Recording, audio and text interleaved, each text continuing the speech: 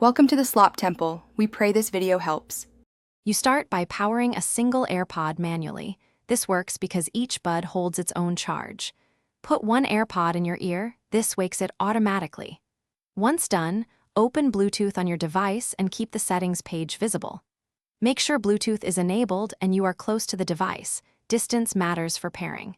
If the AirPod doesn't appear immediately, remove it briefly and reinsert. This forces the internal sensors to reinitialize and advertise a pairing signal. Now you force the AirPod into discoverable state without the case. Press and hold the AirPod stem while in your ear to trigger a reset-like behavior, then watch your device for a new accessory. If nothing shows, restart Bluetooth and, if necessary, the phone. This clears cached device lists. Make sure to remove any old AirPods entries from Bluetooth. Lingering profiles block new connections. Once your device sees the AirPod, tap to connect and wait for the confirmation tone or on-screen status. Finish by verifying audio output. Go to Accessibility and enable mono audio if you'll use one AirPod.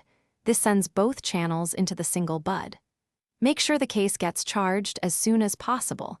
Using one AirPod repeatedly shortens battery life and may desync stereo.